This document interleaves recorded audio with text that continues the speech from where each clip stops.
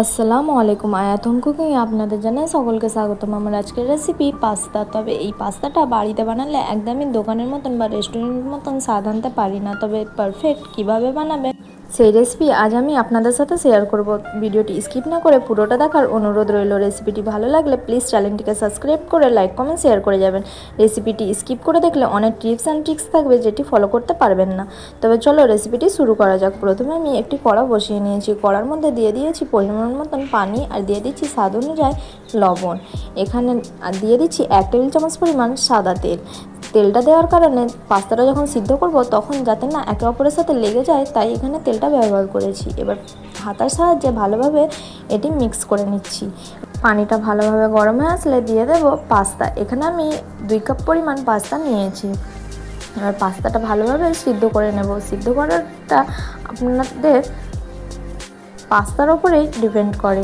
পাস্তার প্যাকেটের পিছনে লেখা থাকে যে কতক্ষণ সিদ্ধ করতে হবে, এটা আপনারা নিশ্চয়ই চেক করে নেবেন। এবার এখানে একটা ছোট্ট টিপস, পাস্তাগুলো আমি এইভাবে ঝাড়ির সাহায্যে ছেঁকে নেব। এইভাবে একটি প্লেটের মধ্যে ছড়িয়ে রেখে দেবো। এখানে এই পাস্তাটা ঠান্ডা পানির সাথে ধোয়া যাবে না। এখানে এই ছোট্ট টিপসগুলো অবশ্যই লক্ষ্য রাখতে হবে। পানি দিয়ে ধুলে এটা একদমই টেস্ট আনতে পারবেন না, তাই এইভাবে একটা প্লেটের মধ্যে ছড়িয়ে রেখে দেবেন যাতে এটা ওভারকুক না হয়ে যায়। এবার যে পানিটা সিদ্ধ করেছিলাম সেই পানিটা আমি আলাদা করে রেখে দেবো, সেই পানিটা ফেলবো না, ওই পানিটা আমি পরে ব্যবহার করব। এবার সেম একটি কড়া বসিয়ে নিয়েছি। কড়ার মধ্যে দিয়ে দিচ্ছি 2 টেবিল চামচ পরিমাণ তেল। এখানে আপনারা তেলের বদলে বাটারটাও ব্যবহার করতে পারেন। তেলটা গরম হয়ে আসলে দিয়ে দেব 7 থেকে 8টা কারি পাতা।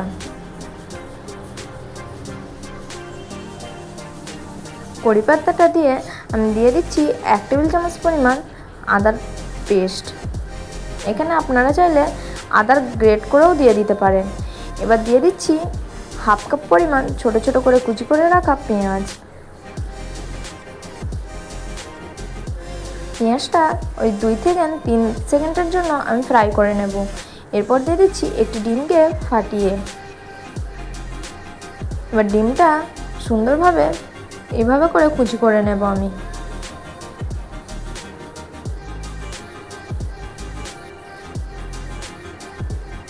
এবার দিয়ে দিচ্ছি গাজর আর দিয়ে দেবো ক্যাপসিকাম। এভাবে ছোট ছোট করে কুচি করে নিয়েছি আমি। এবার সুন্দরভাবে 2 থেকে 3 মিনিটের জন্য হাই ফ্লেমে এটিকে ফ্রাই করে নিতে হবে। এটি লো ফ্লেমে ফ্রাই করা যাবে না, তাহলে সবজি থেকে পানি বেরিয়ে আসবে আর ক্রাঞ্চি ভাবটা থাকবে না। 2 থেকে 3 মিনিট পর আমি দিয়ে দিচ্ছি এখানে গোলমরিচ গুঁড়ো। এখানে 1/2 চা চামচ পরিমাণ গোলমরিচ গুঁড়ো ব্যবহার করেছি। আপনারা চাইলে এই পর্যায়ে কাঁচা লঙ্কা ছোট ছোট করে কুচি করে ব্যবহার করতে পারেন যারা ঝাল খেতে পছন্দ করেন। এবার দিয়ে দিচ্ছি স্বাদ অনুযায়ী লবণ। লবণের পরিমাণটা একটু কম দেবেন অবশ্যই। এখানে পাস্তাটা সিদ্ধ করার সময় আমি লবণ ব্যবহার করেছিলাম, আর যেহেতু সসের মধ্যেও লবণ থাকে তাই এখানে লবণের পরিমাণটা কম রেখেছি। এবার লবণটা দিয়ে ভালোভাবে মিক্স করে দিয়ে দিচ্ছি এখানে সস। এখানে দিয়েছি 1 চা চামচ পরিমাণ ভিনেগার, 1 চা চামচ পরিমাণ সয়া সস, 1 টেবিল চামচ পরিমাণ পিৎজা পাস্তা সস, আর দিয়ে দিচ্ছি 2 টেবিল চামচ পরিমাণ টমেটো কেচাপ। এখানে টমেটো কেচাপের বদলে আপনারা টমেটো পেস্ট করেও দিয়ে দিতে পারেন। এবার ভালোভাবে মিক্স করে আমি 2 মিনিটের জন্য এটি রান্না করে নেব।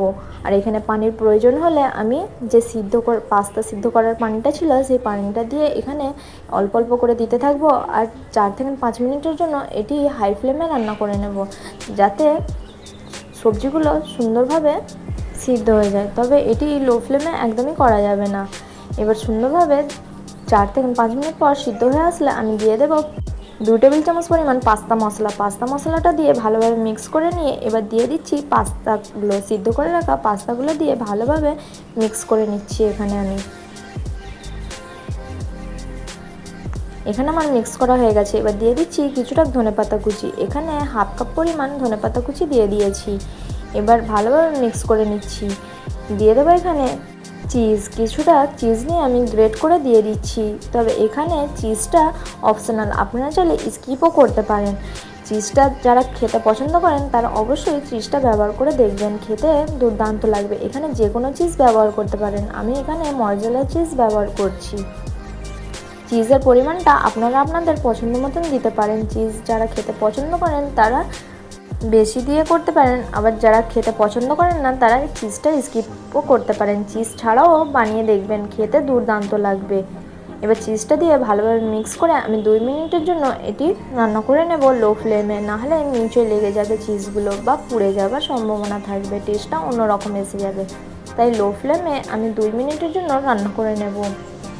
ভালোভাবে মিক্স করে নিচ্ছি। এখানে আমার রান্না হয়ে গেছে। এবার আমি একটি প্লেটের মধ্যে সার্ভ করে দেখিয়ে দিচ্ছি যে কতটা লোভনীয় আর কতটা সুন্দর হয়েছে। দেখে নিশ্চয়ই বুঝতে পারছেন যে কতটা সুন্দর হয়েছে। রেসিপিটি কেমন লাগলো অবশ্যই জানাতে ভুলবেন না। রেসিপিটি এই পর্যন্ত দেখার জন্য অনেক অনেক ধন্যবাদ। রেসিপিটি ভালো লাগলে প্লিজ চ্যানেলটিকে সাবস্ক্রাইব করে লাইক কমেন্ট শেয়ার করে যাবেন। আল্লাহ হাফেজ, আবার দেখা হচ্ছে নেক্সট রেসিপিতে।